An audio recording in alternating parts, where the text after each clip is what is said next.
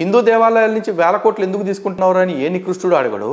కానీ హిందూ దేవాలయాల డబ్బుల్లో నుంచి పుష్కరాలకి డబ్బులు ఖర్చు పెడితే మాత్రం ఈ కమ్యూనిస్టులు కొంతమంది వచ్చేసి అడుగుతూ ఉంటారు, ఒక మత కార్యక్రమానికి మీరు ఎట్టా డబ్బులు ఇస్తారు? ఒరే, ఒక మతం నుంచి డబ్బులు తీసుకుంటున్నప్పుడు నీ నోట్లో ఎవరిదాన్ని పెట్టుకున్నావా? మరి ఒక మతానికి పెట్టినప్పుడు మాత్రం ఎందుకు అడుగుతున్నావు? సరే, అడిగావు. పుష్కరాలకు వెళ్ళినప్పుడు ఎవడు బాగుపడ్డాడండి? ఆర్టీసీ బాగుపడింది. హైవేల మీద టోల్ ట్యాక్స్లు కట్టించుకున్న టోల్ గేట్ వ్యవస్థ బాగుపడింది. అక్కడక్కడ వ్యాపారాలు చేసుకుంటూ ఉన్న చిన్న చిన్న వెండర్స్ అందరూ బాగున్నారు. హిందువులు పండుగలు అంటే హిందువులు ఖర్చు పెట్టుకుంటారు, మిగతా వ్యవస్థలన్నీ బాగుపడతాయి. మరి మిగతా మతాలు కొన్ని ఉంటాయి, ఏం చేస్తారండి? గొర్రెలు కోసుకుని బర్రెలు కోసుకుని ఆళ్ళు తింటాం తప్ప ప్రపంచానికి చేసే మేలేంటండి? ఈ రోజున హిందూ పండుగలు మేము చెప్తున్నాం. వినాయక చవితి వచ్చిందంటే ఆకులు, రోడ్డు పక్కన దొరికే ఆకులు తీసుకొచ్చి అమ్ముకుని బతికే వాళ్ళు బాగుపడుతున్నారు. చెరువులోంచి మట్టి తవ్వుకొచ్చి మట్టితో బొమ్మలు చేసి అమ్ముకునే వాళ్ళు బతుకుతున్నారు. అరే, మట్టి అమ్ముకుని ఆకులు అమ్ముకుని కూడా బాగుపడుతున్నారంటే అలాంటి వాళ్ళు బతకడానికి కూడా ఒక దారి చూపిస్తుంది. అంటే సనాతన ధర్మం కంటే గొప్ప ధర్మం ఇంకోటి ఉందా?